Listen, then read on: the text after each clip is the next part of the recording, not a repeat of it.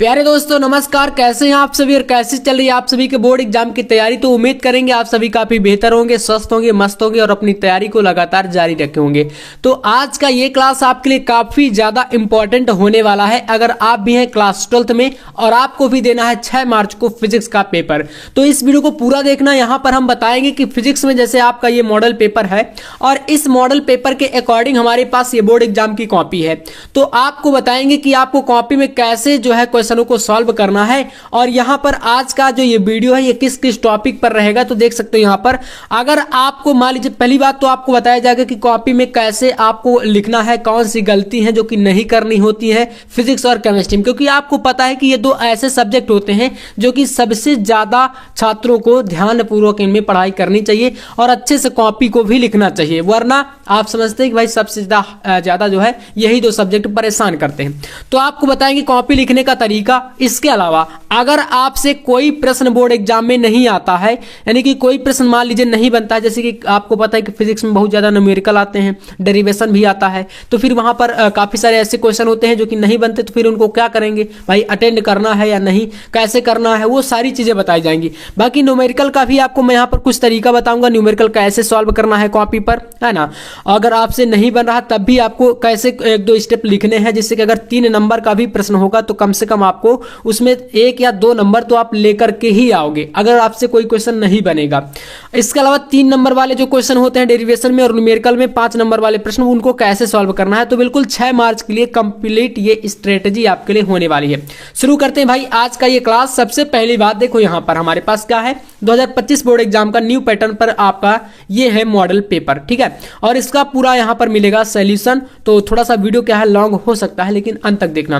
पूर्णांक 70 का रहेगा। पास होने के लिए जितने भी छात्र जो सोचते हैं उनको चाहिए भाई 23 नंबर, 23 प्लस अगर आपके आ जाते हैं तो आप पास हो जाएंगे। लेकिन इस वीडियो को देख लेना, आप पास तो आराम से हो जाएगा, अगर आपकी तैयारी अच्छी है तो आप अच्छे नंबर भी लाओगे, ठीक है। ये कोण होता है, तो इनको देखो कैसे करना है, कॉपी पर कैसे भरा जाता है। देखो यहाँ पर इस प्रकार की कॉपी आएगी बोर्ड एग्जाम की, और यहाँ पर आपको देखो सबसे पहले अनुक्रमांक डालना होता है, यानी कि आपका रोल नंबर। जैसे कि यहाँ पर मैं कोई भी रोल नंबर आपका लिख देता हूँ, मान लो हमने यहाँ पर लिखा 1 5 6 7 8 9 1 0, ऐसे मान लीजिए काफी सारे अंक हैं, तो ये रोल नंबर है। जितने भी आपके प्रवेश पत्र में जो एडमिट कार्ड आएगा उसमें रोल नंबर दिए रहेंगे।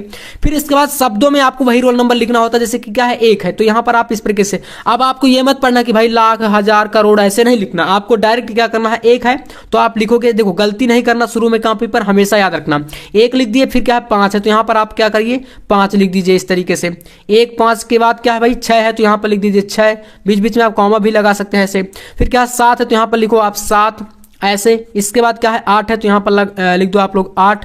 ये शब्दों में इसलिए लिखा जाता है ताकि आपका रोल नंबर गलत ना हो, क्योंकि आपको पता है कि अगर रोल नंबर ही गलत कर देंगे तो भाई पूरी कॉपी ही बर्बाद हो जाती है, फिर वहां से नंबर मिलने का तो बिल्कुल चांस ही खत्म हो जाता है। तो 8 के बाद क्या है, फिर 9 है तो यहाँ पर लिखो 9। इसके बाद फिर क्या है 1 है और फिर क्या है आपका 0 है, तो यहां से आप लोग इसको लिख सकते हो इस तरीके से 0। ये आपका रोल नंबर हो गया। फिर कह रहा है विषय, तो विषय क्या है भाई आपका भौतिक विज्ञान है, यानी कि आपका फिजिक्स का पेपर रहेगा, तो यहां पर आप लिख दोगे क्या भौतिक विज्ञान, ठीक है, इस तरीके से। तो ये मेन पृष्ठ भरा जाता है भौतिक विज्ञान। इसके बाद आइए देखते हैं नेक्स्ट, यहां पर आपके पास क्या आता है भाई प्रश्न पत्र। प्रश्न पत्र में आपको पता है कि हमारा जो पेपर होता है वो केवल एक ही पेपर होता है ना, 70 नंबर का। पहले का पैटर्न कुछ दूसरा था, 35-35 के 2 पेपर होते थे, लेकिन अब 1 होता है। तो इसमें आपको केवल आपको लिखना है यहाँ पर केवल प्रश्न पत्र ऐसे करके, और आपको फर्स्ट ही इस तरीके से लिख देना।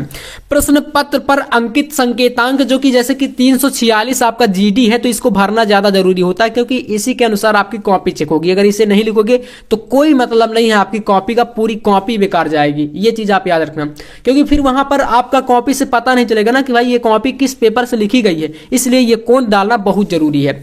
तो 346 जीडी है जैसे, तो यहां पर आपको मैं समझा रहा हूं, तो यहां पर आप लिखोगे 346 और ब्रैकेट में आपको इस तरीके से जीडी लिख देना है, ठीक है। ये आपका हो जाएगा।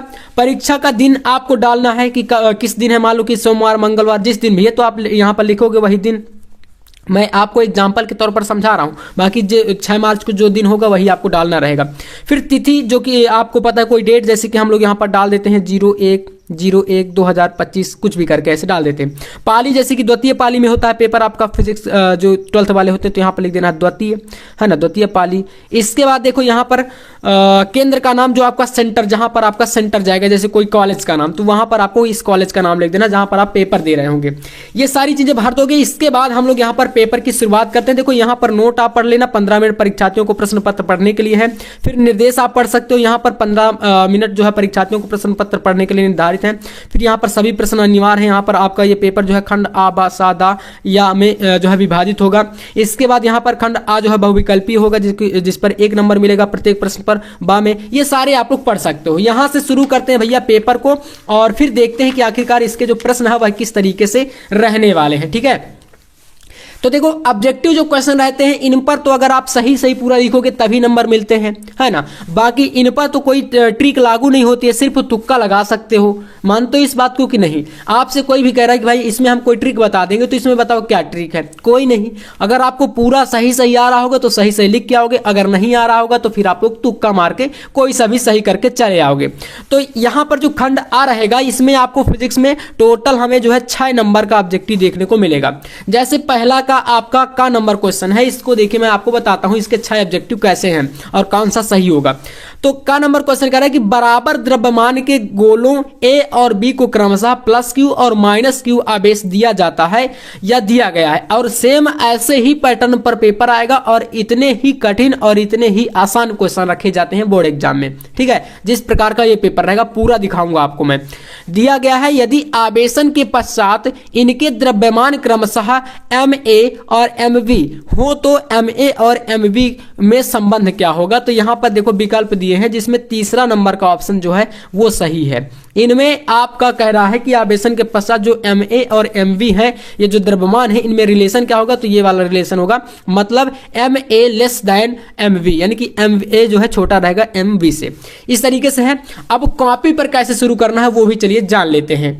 तो यहाँ से देखिए कॉपी पर आपको नेक्स्ट पेज स्टार्ट करना है। कभी भी मतलब नीचे अगर पहले पेज पर नीचे जगह बचती है तो वहाँ से स्टार्ट मत करिएगा लिखना, है ना। निर्देश वगैरह आप कुछ भी वहाँ पर लिखा रहा है तो आपको नेक्स्ट पेज से ही लिखना है। अब यहाँ से हम लोग देखो खंड आ पहले डालते हैं। खंड आ में ऑब्जेक्टिव हम करते हैं, तो यहाँ से हम लोग इस तरीके से लाइन खींच देंगे। लाइन बढ़िया अच्छी तरीके से, मतलब साफ सफाई का थोड़ा ध्यान देना है। और यहाँ पर लिखेंगे कि आप लोग खंड आ लिखोगे। तो यहाँ पर खंड आ डालने के बाद आपको लिखना है कॉपी स्टार्ट कर देना है। खंड कौन सा है भैया? आ है। ठीक है, थोड़ा सा मतलब जितना हो सके उतनी अच्छी हैंड राइटिंग के साथ स्टार्ट करना है। खंड आ के बाद अब यहाँ पर देखो पहले नंबर में का नंबर क्वेश्चन है ना, तो क्या करोगे, पहले यहाँ पर डालोगे प्रश्नोत्तर संख्या 1 और उसी के अंतर्गत ये सारे हैं का खा गा। तो यहाँ पर लिखना है प्रश्नोत्तर संख्या 1। ठीक है, प्रश्नोत्तर संख्या 1। अब ये हमने डाल दिया, थोड़ा सा क्लियर हो गया। अब इसमें आपको करना क्या है, पहले पेज पर सारे ऑब्जेक्टिव आपको करना है। ठीक है ना। इसके बाद यहां पर आपका का नंबर का देखो कौन सा विकल्प सही है, पहले ये देखना है। तो आइए, का नंबर का जैसे हमारा तीसरा वाला ऑप्शन सही है ना। तो का हम क्या करेंगे भाई, राइट आंसर हमारा तीसरा है, तो हम यहां पर लिखेंगे का थर्ड। ठीक है, बस आपको कुछ नहीं करना। प्रश्नोत्तर संख्या 1 और वहां पर क्वेश्चन वगैरह तो लिखा नहीं जाता, क्योंकि टाइम वेस्ट तो हमें नहीं करना है ना। तो यहां पर आपको लिखना है Ma is less than Mb, बस इतना आपको कर देना है। ये पहला सही है। इसके बाद नेक्स्ट क्वेश्चन यहाँ पर देखो, प्रकाश किरण सघन माध्यम से विरल माध्यम में गमन कर रही है, तो आपतन कोण क्रांति कोण के बराबर है, अपवर्तन कोण का मान कितना होगा। तो ये इसका मान हो जाएगा आपका 90 अंश। ठीक है, तो हमारा इसका खा नंबर का दूसरा विकल्प सही है। तो हम क्या करेंगे भैया, यहाँ पर डाल देंगे खा का सेकेंड, है ना, दूसरा वाला, ये सही है। तो कितना है सेकेंड में, 90 डिग्री, 90 अंश, ये सही है। इसके बाद देखो अगला क्वेश्चन यहां पर दिया है आपके पास घा। हाइड्रोजन परमाणु के वर्ण क्रम में प्राप्त पासन श्रेणी, हमने श्रेणियां पढ़ी है ना, लाइमन, बामर, पासन, ब्रैकेट, फुंड, ये सारी श्रेणियां हमने पढ़ रखी है। तो यहां पर इसका कह रहा है कि पासन श्रेणी की वर्णक्रम रेखाओं का न्यूनतम तरंगदैर्घ्य कितना होगा। तो पहला ऑप्शन इसमें जैसे सही है। अब 9/r आपका सही है, इसमें राइट आंसर है। तो अगर आप चाहो तो भाई सॉल्व भी कर सकते हो, और अगर आप वैसे ऑब्जेक्टिव है, इसको मैं अगर कहूं तो यहां पर आप ऐसे देखो सॉल्व कर सकते हो। कैसे, आखिरकार समझो कि भाई ये आंसर कैसे आया। तो देखो कह रहा है कि हाइड्रोजन परमाणु वर्णक्रम में जो पाषाण श्रेणी है, तो लाइमन बामर पाषाण पाषाण श्रेणी 3 नंबर पर आती है। कितने नंबर पर आती है आपको पता है ना, 3 नंबर पर। अब 3 नंबर पर जैसे ये आया तो आपको पता है कि n का मान कितना हो जाएगा भैया, 3 हो जाएगा, n बराबर 3। अब इसको आप सॉल्व करने के लिए फॉर्मूला यूज करते हो, ठीक है। कैसे फॉर्मूला यूज करते हो, तो 1/लैम्ब्डा तरंग दैर्घ्य बराबर होता है पाषाण श्रेणी के लिए, 1/लैम्ब्डा बराबर होता है r ब्रैकेट में 1/, यहाँ पर 3 का स्क्वायर माइनस अभियान बराबर 3, क्योंकि हमें पता है कि भाई तीसरे नंबर पर ये श्रेणी आती है ना, तो तीसरे के बाद ही हम लोग गिनती शुरू करते हैं। तो 1/3 का स्क्वायर माइनस 1/n स्क्वायर, इस तरीके से कर देंगे। तो अब देखो 3 से ऊपर की ही संख्याएं गिनी जाएंगी, है ना, तो 3 से नीचे की कक्षाएं नहीं ली जाती हैं इसमें पाषाण श्रेणी में। तो n का वैल्यू 3 से ऊपर ही रहेगा, मतलब कि 3 से लेकर के अनंत तक, है ना। तो 1/लैम्ब्डा इक्वल टू r, और यहाँ पर 1/ कितना हो जाएगा 9, और माइनस 1/n का वैल्यू इनफाइनाइट, ठीक है, इस तरीके से हो जाएगा। इनफाइनाइट हो जाएगा तो ये आपका कितना बचा, 1/लैम्ब्डा बराबर हो जाएगा r, और ये आपका बटे में क्या है 9 है, तो r बटे जो 9 है यही तो आएगा इसका आंसर। अब इस तरीके से, अब सॉरी 1/लैम्ब्डा का वैल्यू r/9, और लैम्ब्डा का अगर वैल्यू चाहिए तो क्या हो जाएगा 9/ जस्ट r, उल्टा हो जाएगा। तो वही चीज है, लैम्ब्डा बराबर 9/r, 9/r पहले विकल्प में, गा का आपका तीसरा पहला सही है। तो यहां पर क्या करोगे, आप डालोगे पहले इसमें गा नंबर का पहला नंबर, इस तरीके से कितना है इसमें 9/r, ये सही है। इनमें आप सही का टिक भी ऐसे लगाते जाओ तो भी सही है, कोई दिक्कत नहीं, इस तरीके से। फिर आते हैं घा नंबर में, यहां से घा, फिर अंगा, और लास्ट में चा, इतने क्वेश्चन पूछेगा, ठीक है। तो यहां पर देखिएगा आपके पास जो नेक्स्ट क्वेश्चन है घा नंबर, किसी धातु का कार्यफलन 4 इलेक्ट्रॉन वोल्ट है, तो शून्य गतिज ऊर्जा के प्रकाश इलेक्ट्रॉनों के गति उत्सर्जन हेतु आवश्यक विकिरण का तरंग दैर्घ्य कितना होगा। तो भैया 1700, 1550 एंगस्ट्रॉम ऐसे करके दिया है। तो हमारा जो तीसरा वाला सही है ये आपका राइट आंसर है, 3108 एंगस्ट्रॉम। तो यहां पर आपको तीसरा सही कर देना है, इसमें आपका हो जाएगा ऑप्शन नंबर जो 3rd है, ठीक है। तीसरा कितना है, तीसरे में 3108 एंगस्ट्रॉम, ये आपका सही आंसर है।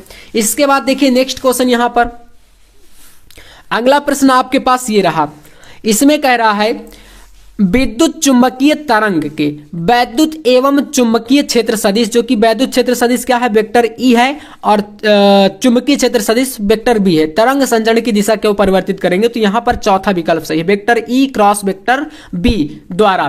तो आपको पता है कि जो डॉट प्रोडक्ट होता है, आपने सदिश में पढ़ा होगा, कॉस आता है इसमें, है ना, कॉस थीटा, और जो क्रॉस होता है इसमें साइन थीटा रहता है। तो यहां पर ये क्रॉस प्रोडक्ट जो है ये वाला सही है, यानी कि ऑप्शन हमारा चौथा सही है। तो क्या करेंगे भाई, इसमें आप लोग डालेंगे, सॉरी ब्लैक पेन से डालिएगा 4th नंबर इस तरीके से करके, और 4th नंबर पर क्या आपको दिखा है, तो vector E cross vector B द्वारा, ये वाला आपका सही है, ठीक है, इस तरीके से कर दोगे। इसके बाद देखो लास्ट ऑब्जेक्टिव यहां पर क्या है, कह रहा कि आवेश Q एक समान चुंबकीय क्षेत्र B के समांतर वेग से गति कर रहा है, तो आवेश पर लगने वाले बल का मान कितना होगा। तो यहां पर आपका 0 रहेगा। तो तीसरा सही है चाका, चाका आपका कौन सा सही है, तीसरा नंबर का, ये आपने तीसरा कर दिया इस तरीके से। तीसरा में आपका कितना है, 0 है, ये सही हो जाएगा। तो इस तरीके से एक पेज में, अब आप याद रखिएगा, देखो जैसे यहां पर इतना मान लीजिए कि आप और थोड़ा सा अच्छे तरीके से लिखते हो सकता है जगह ना बचे, है ना। तो जैसे कि 2 से 3 लाइन इतना बचता है, मान लो 1 2 3 और 4, अगर इतनी लाइन बचती हैं तो नीचे कभी भी नया प्रश्न, न्यू जो प्रश्न होगा ना, नया क्वेश्चन लिखना कभी भी आप स्टार्ट मत करना, नया प्रश्न, ठीक है, इतना मैं कहूंगा। अगर ज्यादा जगह, इतना ज्यादा और भी यहां तक बच रहा है तो फिर यहां से एक प्रश्न कर सकते हो, लेकिन जब शुरुआत कर रहे हो तो कभी भी थोड़े से जगह अगर बचे तो वहां पर नया प्रश्न लिखना स्टार्ट मत करना, ठीक है, ये आपको याद रखना है। इसके बाद दूसरा खंड आता है, देखो खंड नंबर बा। तो खंड बा में देखो कैसे करना है, अगला हम लोग स्टार्ट करते हैं यहां से। अब पहले खंड बा में आते हैं और इसके देखते हैं क्वेश्चनों को। तो यहां पर क्या करना है आपको, देखो यहां पर डालोगे आप लोग खंड बा, ठीक है, इस तरीके से आपको डालना है खंड बा, और इसके नीचे ऐसे लाइन खींच दो। फिर खंड बा में अगर ध्यान से आप देखोगे तो आपको प्रश्न जो है दूसरा के अंतर्गत करने हैं सारे क्वेश्चन। प्रश्नोत्तर संख्या 2 यहां पर डालना है आपको, ठीक है। तो यहां पर एक बार डाल दो आप लोग प्रश्नोत्तर देखो एक बार आज का ये वीडियो देख लो अच्छे से, कोई दिक्कत आपको फिर इन फ्यूचर एग्जाम तक एक भी प्रॉब्लम नहीं आएगा, इसकी मेरी गारंटी है, ठीक है। और लगातार मैं आपको तैयारी करा रहा हूं, लेकिन बीच बीच में इस तरीके के टॉपिक देखना इंपॉर्टेंट होता है, क्योंकि भाई हमें पता है कि हम कितना भी तैयारी कर ले और अगर एग्जाम में हमारी कॉपी अच्छी नहीं है तो फिर हमारे पढ़ने ना पढ़ने का कोई मतलब ही नहीं है ना। तो मेन चीज एग्जामिनर के सामने आप नहीं जाओगे, आपकी कॉपी जाएगी, तो इसलिए कॉपी पर ज्यादा फोकस करो। तो प्रश्नोत्तर संख्या आपको यहां पर डालना है क्या, 2। चलिए इस तरीके से और अच्छी हैंड राइटिंग के साथ लिखिएगा। प्रश्नोत्तर संख्या 2 में आपको देखो जैसे पहला प्रश्न आपके सामने है, कह रहा कि एम्पियर का परिपथीय नियम लिखिए। तो जैसे इसको करोगे तो देखो यहां पर इसका आंसर दिया गया है, इसको समझ लो एक बार। क्या कह रहा है, किसी बंद वक्र के लिए चुंबकीय क्षेत्र जो कि वेक्टर बी का रेखीय समाकलन होता है बंद वक्र द्वारा यानी घेरे गए क्षेत्रफल में उपस्थित कुल धारा आई का म्यू नॉट गुना होता है। अर्थात हम लोग इसको क्या लिखते हैं, रेखीय समाकलन। इस तरीके से जो ये चिन्ह है ये क्या होता है, ये चिन्ह आप देख सकते हो यहाँ पर, इसका vector v dot vector d l equal to mu naught I यानी कि म्यू नॉट का आई गुना होता है। और ये जो चिन्ह होते हैं क्या है, तो ये आपका जो रेखीय समाकलन किसी बंद वक्र के लिए अंदिश रेखीय समाकलन को प्रदर्शित करता है। जो म्यू नॉट है ये क्या है, निर्वात की चुंबकशीलता है। तो का नंबर का पूरा आंसर इस तरीके से आपके सामने है, इसको आप देख भी सकते हो। और जैसे इसका आंसर लिखना होता तो भाई अभी मैं आपको बताऊंगा, कुछ न्यूमेरिकल है तो इनको मैं सॉल्व अभी आपको कराऊंगा, ये थ्योरी था इसलिए मैंने यहां पर समझा दिया। अब इसके बाद नेक्स्ट पेज पे आते हैं भैया, नेक्स्ट पेज पे ध्यान दीजिएगा। अगला प्रश्न कह रहा है यहां पर एक, ये भी देखो थ्योरी है, वैद्युत द्विध्रुव को परिभाषित कीजिए और इसके द्विध्रुव आघूर्ण का सूत्र भी लिखिए, है ना। तो यहां पर आपको देखिएगा थ्योरी, यदि वैद्युत द्विध्रुव के दोनों आवेश यानी कि -q और +q आवेश हो तथा उनके बीच की दूरी अगर मान लेते हैं 2l मीटर है, तो हम यहां पर लिख सकते हैं कि वैद्युत द्विध्रुव आघूर्ण जो होगा वो P बराबर Q इंटू 2l हो जाएगा, ठीक है। तो ये आपका इसका आंसर है। बस एक नंबर के ये क्वेश्चन रहेंगे, जो आपका ये खंड नंबर बा होता है, ये सारे प्रश्न आपको अति लघुत्तरी यानी 1 नंबर में पूछे जाएंगे 1 मार्क्स का, ठीक है। तो 1 मार्क्स के क्वेश्चन को ज्यादा नहीं लिखना, थोड़ा थोड़ा सा लिखना रहता है। इसके बाद जैसे कि आपके पास एक क्वेश्चन यहां पर है थ्योरी टाइप से और यहां पर थोड़ा सा न्यूमेरिकल है, तो इसको हम देखते हैं आखिरकार इसमें पूछ क्या रहा है। देखो इस प्रश्न में कह रहा है गा नंबर में, इसको करेंगे हम लोग अभी। एक प्रोटॉन एवं एक अल्फा कण समान वेग से गति कर रहे हैं, तो इनसे संबद्ध डी ब्रॉगली तरंग दैर्घ्य में संबंध ज्ञात कीजिए। चलिए तो यहां से गा नंबर का प्रश्न हम लोग कर लेते हैं। देखिएगा इसमें आपको डालना क्या है, प्रश्नोत्तर संख्या 2 हम कर रहे हैं ना, तो यहां पर आपको डालना है सामने, जैसे यहां से कर रहे हैं तो आप यहां पर 2 लिख देना ऐसे और फिर लिख देना गा, है ना यहां पर, और इधर आप लोग लिख सकते हो उत्तर, क्योंकि मान लीजिए कि हम लोग इसका उत्तर लिख रहे हैं 2 के गा का, तो इतना कर देना है। अब यहां पर आइए संबंध को हम लोग इसका दर्शाते हैं कि आखिरकार कह क्या रहा है। तो एक प्रोटॉन का एवं अल्फा कण का समान वेग से अगर ये गति करे तो इनके बीच संबद्ध डी ब्रॉगली तरंग दैर्घ्य यानी लैम्डा, आपको जो तरंग दैर्घ्य होता है ये ज्ञात करना है। तो देखो इसके लिए एक सूत्र याद रखिएगा, सूत्र आपका होता है लैम्डा पी बराबर lambda P equal to H बटे एम PV, इस तरीके से ये सूत्र आपका होता है। और ये आपका किसके लिए है, प्रोटॉन के लिए है। किसके लिए, P मतलब प्रोटॉन के लिए। एक चीज इसी में और बताई गई है किसके लिए, तो आपको कहा था यहाँ पर क्वेश्चन की अल्फा कण के लिए, है ना। प्रोटॉन के लिए तो ये हो गया, तो अल्फा कण के लिए देखो क्या होता है, तो ये आपका प्रोटॉन के लिए है, याद रखिएगा। और इसी में आपको अल्फा कण के लिए लिखना है, तो यहाँ पर लिख सकते हो लैम्डा अल्फा, है ना, अल्फा इक्वल टू एच बटे यहाँ पर क्या है एम पी था ना, और यहाँ पर हो जाएगा एम अल्फा, है ना अल्फा, और ये आपका भी वही रहेगा, वेग दोनों समान है ना। तो ये दोनों आपके आ चुके हैं। अब आपको क्या करना है भाई, इन दोनों को कुछ नहीं करना, इसको आप मान लो समीकरण 1 और इसको मान लो समीकरण नंबर 2। अब क्या करो, यहाँ पर लिख दो कि समीकरण 1 में 2 का भाग कराने पर, ठीक है, समीकरण 1 में 2 का भाग देने पर, तो देखो थोड़ा बहुत चीजें हैं तो आपको इतना याद रखना पड़ेगा, भाग देने पर। अब जब यहां पर देखो भाग कराओगे तो क्या आ जाएगा, यहां पर ऊपर वाला है लैम्डा पी यानी प्रोटॉन का तरंग दैर्घ्य, और बटे इसका क्या हो जाएगा लैम्डा अल्फा, है ना, इक्वल टू में यहां पर एच बटे एम पी और भी आपका वेग वही रहेगा, और इसके बटे में ये रहेगा। तो देखो यहाँ पर क्या होगा, एच जो है वो नीचे का नीचे ही रहेगा, समझ रहे हो, एच जो है वो नीचे का नीचे ही रहेगा। ये आपका एम अल्फा भी जो है वो ऊपर चला जाएगा पलट करके, तो यहाँ पर हो जाएगा एम अल्फा और भी इस तरीके से, है ना। तो देखो एच से एच कैंसिल और भी से भी कैंसिल, बचा कितना, तो एम अल्फा बटे एम पी। तो यहाँ पर आपका इसका आंसर क्या आ जाएगा, lambda P upon lambda alpha equal to M alpha बटे एम पी। ये आपका इन दोनों का रिलेशन है, इतना आंसर आ जाएगा, है ना। तो ये आपका ग नंबर का क्वेश्चन है। तो ऐसे करके इन क्वेश्चनों को आप लोग सॉल्व कर सकते हो बहुत ही बेहतरीन तरीके से। ज़्यादा इसमें कुछ मतलब इतना भी नहीं रहता कि बहुत ज़्यादा हार्ड क्वेश्चन आते हैं बहुत ज़्यादा से। तो यहाँ पर ये तरीका आपको अप्लाई करना है। इसके बाद देखो नेक्स्ट क्वेश्चन जैसे न्यूमेरिकल है, कह रहा है कि 6000 एंगस्ट्रॉम तरंग दर की समान किरण पुंज 3 × 10⁻⁶ मीटर चौड़े झिर्री पर लंबवत आपतित हो रही है, तो प्रकाश विवर्तन प्रारूप में केंद्रीय उच्चिष्ट की कोणीय चौड़ाई ज्ञात करिए। तो चलिए इस प्रश्न को हम लोग करते हैं। बहुत ही इजी सा प्रश्न है, इसमें यहाँ पर आपको थोड़ा सा यहाँ पर दिमाग लगाने की जरूरत है और बाकी आप लोग बहुत ही जल्दी इसको कर दोगे। तो यहाँ से देखना हम लोग नेक्स्ट पेज पे आ चुके हैं और यहाँ से हम लोग इसको करना स्टार्ट कर देते हैं।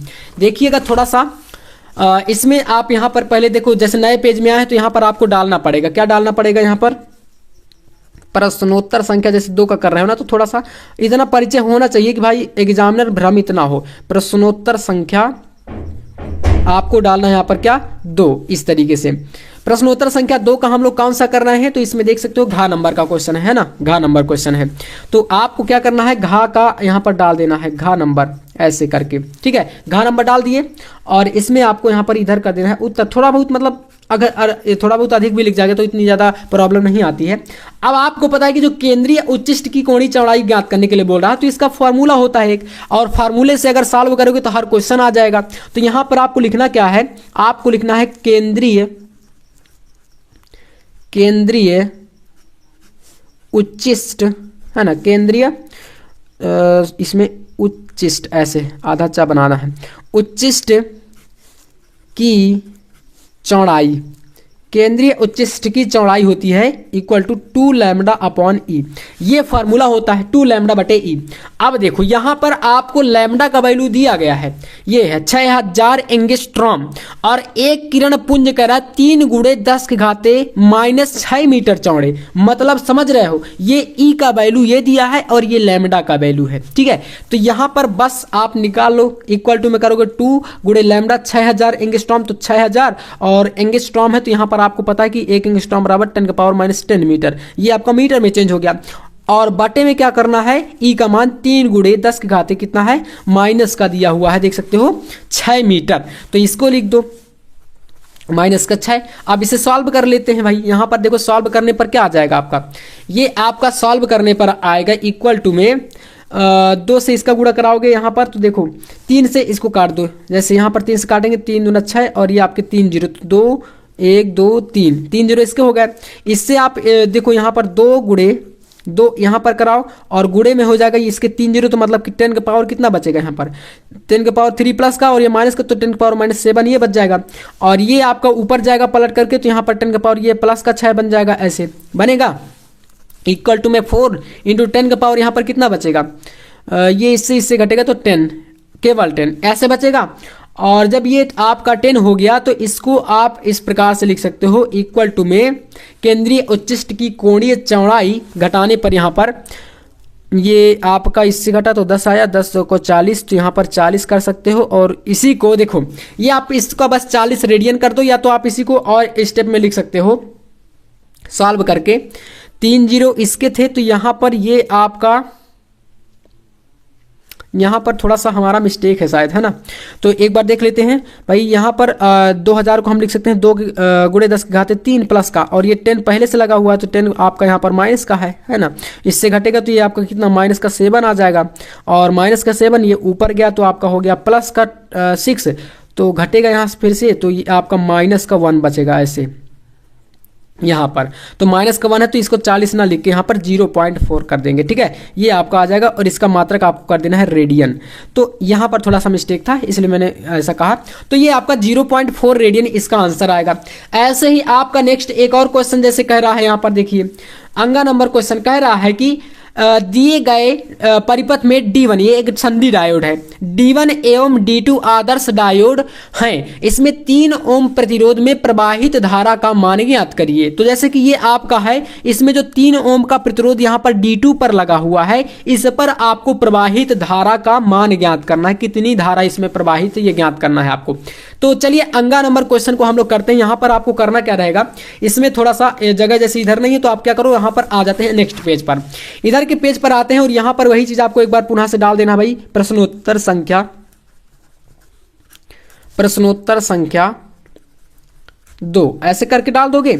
अब यहाँ पर आपको क्या करना है, इसमें डालना है इधर उत्तर, और कौन सा कर रहे हैं तो अंगा नंबर का है। चलिए अंगा नंबर क्वेश्चन पे आते हैं और यहाँ पर आपको लिखना है एक बार थोड़ा सा, देखो इसमें आपको एक चीज देखना पड़ेगा, जो D1 और D2 है आखिरकार इनमें से कौन अग्राभिनत में है, कौन पश्चाभिनत में है, ठीक है। तो यहाँ पर आपको याद रखना है कि जो D1 है आपका पहला वाला है ना, ये आपका डायरेक्ट इधर देखो, ये D1 का इधर का पॉइंट ये इधर है ना, यहाँ पर ये बैटरी लगी है तो ये प्लस से कनेक्ट है, यहाँ पर आपका 5 ओम का प्रतिरोध ये आपका जो रहेगा पश्चाभिनत में है, और ये आपका यहाँ से माइनस से कनेक्ट है तो ये आपका अग्राभिनत में। तो इससे केवल जो D2 है इससे केवल धारा प्रवाहित होगी, इससे धारा D1 से नहीं होगी। तो D2 से धारा प्रवाहित हो रही, तो यहाँ पर देखो धारा का मान ज्ञात करने के लिए आपको लिखना क्या है, धारा I बराबर, डायरेक्ट थोड़ा सा करना है सॉल्व, इसमें ज्यादा बड़ा नहीं करना, धारा I बराबर यहाँ पर हो जाएगा 12 वोल्ट की बैटरी है बटे, आपको यहाँ पर पता है कि इसमें टोटल प्रतिरोध कितना है भैया,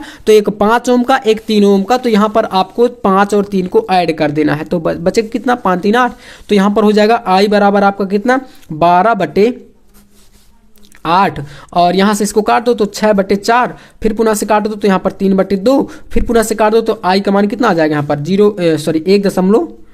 1.5, और ये इसका मात्रक एम्पियर है ना, इस तरीके से ये इसका आंसर है। इसके बाद देखो यहाँ पर एक क्वेश्चन है 4 नंबर क्वेश्चन क्या कह रहा है, 4 नंबर क्वेश्चन कह रहा है कि किसी सेल का वैद्युत वाहक बल से क्या तात्पर्य है, इसका क्या अर्थ है। तो देख लो यहाँ पर वैद्युत वाहक बल क्या होता है, एकांक आवेश को सेल सहित पूरे परिपथ में प्रवाहित करने में सेल द्वारा किए गए कार्य अथवा सेल द्वारा दी गई ऊर्जा को सेल का वैद्युत वाहक बल कहते हैं, और इसका फार्मूला होता है E बराबर W/Q, और मात्रक जूल प्रति कूलम, आप जानते हो कि कार्य का मात्रक जूल और आवेश का मात्रक कूलम, तो ये इसका आंसर है।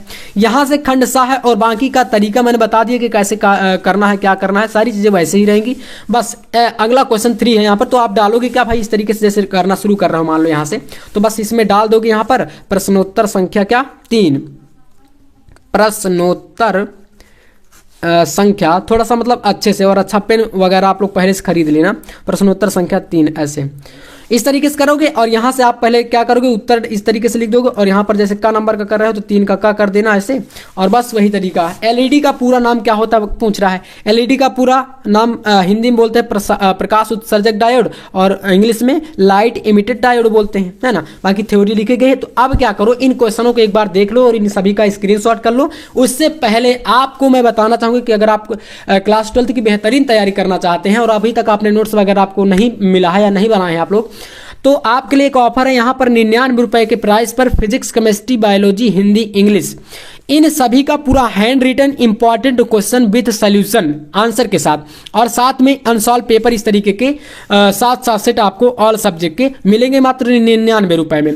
तो ये नंबर दिया है, देख सकते हो यहाँ पर 9511470534, इस नंबर पर आप कांटेक्ट करके 99 रुपए पेमेंट करके आप लोग PDF जो है ले सकते हो ऑल सब्जेक्ट का, और अपनी तैयारी को बेहतरीन तरीके से तैयार कर सकते हो और नेक्स्ट लेवल पर और ले जा सकते हो। ठीक है, तो यहाँ पर ये है। अब इन क्वेश्चनों का एक बार स्क्रीनशॉट करो, देखो आप लोग, ये रहे आपके नेक्स्ट क्वेश्चन। देखो डायग्राम वाले भी प्रश्न आते हैं, तो ये आपको इन प्रश्नों का देखो स्क्रीनशॉट इस तरीके से मार लो ताकि थोड़ा सा पूरा दिख रहा है, इनको कर लो जल्दी से, और इधर का ये स्क्रीनशॉट कर लो एक बार। चलिए इसके बाद वीडियो को रोक करके स्क्रीनशॉट मारना, ठीक है। ये आपका नेक्स्ट यहाँ पर इधर का हो गया, और इसके बाद आप देख सकते हो यहाँ पर अगला इधर का पेज है, इसका भी आप स्क्रीनशॉट कर लो, सारे क्वेश्चन आपके लिए इंपॉर्टेंट है। इधर का प्रश्न भी आपके लिए बेहद ही इंपॉर्टेंट है।